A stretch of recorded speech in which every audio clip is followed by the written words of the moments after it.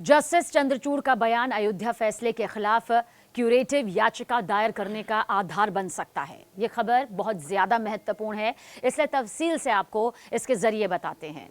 देखिए, प्रोफेसर मोहन गोपाल, जी हाँ, डॉक्टर मोहन गोपाल जी ने कहा है कि अयोध्या राम मंदिर बाबरी मस्जिद विवाद पर पूर्व चीफ जस्टिस ऑफ इंडिया यानी कि CJI DY चंद्रचूड़ की हालिया टिप्पणियां इस फैसले को चुनौती देने के लिए सुप्रीम कोर्ट में क्यूरेटिव याचिका दायर करने के लिए पर्याप्त आधार प्रदान कर सकती है।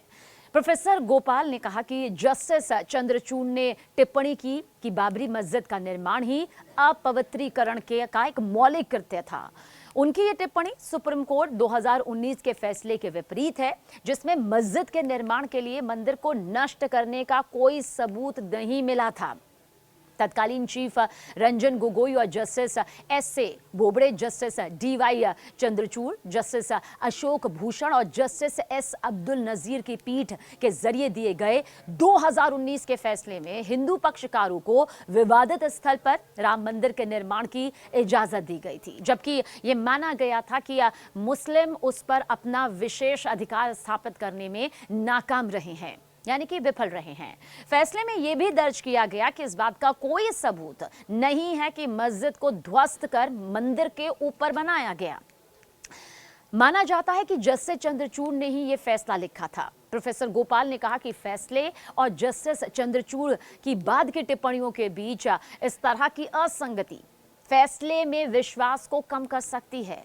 उन्होंने यह भी कहा कि एक अदालत की अंतिम जिम्मेदारी ऐसे फैसले सुनाना है जो विश्वास जगाए। न्याय न सिर्फ होना चाहिए बल्कि न्याय होते हुए दिखना भी चाहिए, खासकर उन लोगों के द्वारा, उन लोगों के जरिए जो कि मुकदमा हार गए हैं। मेरी निजी राय में अयोध्या का फैसला गलत था।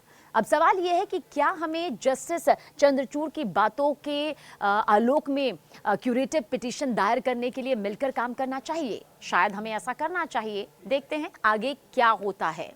देखिए, वो कालीकट यूनिवर्सिटी में CH मोहम्मद कोया राष्ट्रीय संगोष्ठी में वकील और IUML सांसद हारिस बीरन जरिए उठाए गए एक प्रश्न का उत्तर दे रहे थे, जो भी हमने आपको इस वक्त यहाँ पर बताया। लेकिन बात यही खत्म नहीं होती। उन्होंने आगे फैसले को मनगढ़ंत और अतार्किक बताया। उन्होंने ये भी कहा कि फैसले का परिशिष्ट शुद्ध रूप से धर्मतंत्र था। ये एक बिना हस्ताक्षर वाला परिशिष्ट था और पूरा फैसला संदिग्ध है।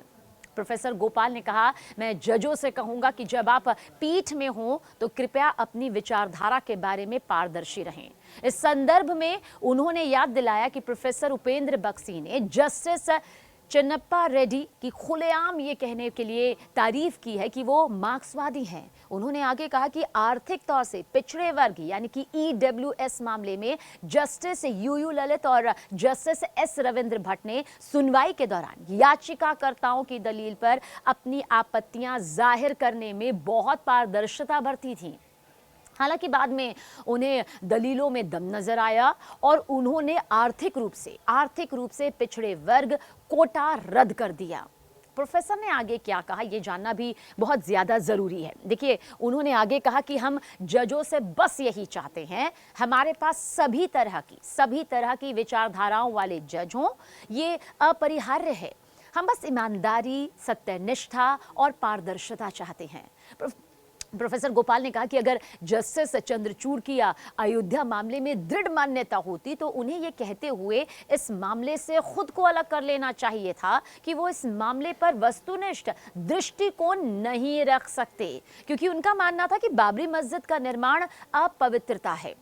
उन्होंने टिप्पणी की तो अंततः जो उठा रहे हैं वो ईमानदारी का सवाल है। क्या जस्टिस चंद्रचूड़, जो मेरे अच्छे मित्र और एक उल्लेखनीय न्यायविद हैं, उनमें इन मामलों में पारदर्शिता बरतने की आवश्यक न्यायिक निष्ठा है, यानी कि जो एक जरूरी न्यायिक निष्ठा होनी चाहिए वो है? ये सवाल यहाँ पर देखिए उन्होंने उठाया। प्रोफेसर गोपाल ने यह भी कहा कि जस्टिस चंद्रचूड़ की टिप्पणियों के मद्देनजर अयोध्या का फैसला अब विकृत हो गया है। उनके मुताबिक क्यूरेटिव पिटीशन जनता की राय को बदलने और उन्हें यह बताने का एक अवसर होगा कि वास्तव में क्या हुआ था। उन्होंने कहा, आइए जाने कि उन्होंने जस्टिस चंद्रचूड़ यानी कि क्या कहा और क्यूरेटिव पिटीशन पर काम करें और मांग करें कि पूरे मामले में फिर सुनवाई हो। ये अब विकृत हो चुका है। इस तरह की प्रतिक्रिया के माध्यम से हम जनता की राय को प्रभावित कर सकते हैं। अब देखिए, आइए जस्टिस चंद्रचूड़ की टिप्पणियों को लोगों को यह समझाने के अवसर में बदलें कि उस मामले में वास्तव में क्या हुआ था, और उम्मीद है कि हम पूरे मामले की फिर से सुनवाई के लिए न्यायालय का भी रुख करेंगे। तो ये तमाम चीजें यहाँ पर सामने आई जो कि कही गई, और कुछ सवाल भी इसी के साथ खड़े हो रहे हैं, जवाब भी यहाँ पर सामने आ रहे हैं। यकीनन ये एक बेहद संवेदनशील, गंभीर और साथ ही आस्था भावना से जुड़ा हुआ एक ऐसा मुद्दा है जिसमें सालों से हमने एक लंबी प्रतिक्रिया का दौर देखा, फैसले देखे, फैसलों को सुरक्षित करने की तारीख देखी, और तारीख पर तारीख के बाद आखिरकार सालों साल बाद वो बड़ा स्वरूप भी देखा। लेकिन जाहिर सी बात है, क्योंकि ये धर्म से, आस्था से, जनभावना से जुड़ा हुआ एक बेहद संवेदनशील मुद्दा है, इसलिए वक्त वक्त पर ये मुद्दे उठते रहे हैं।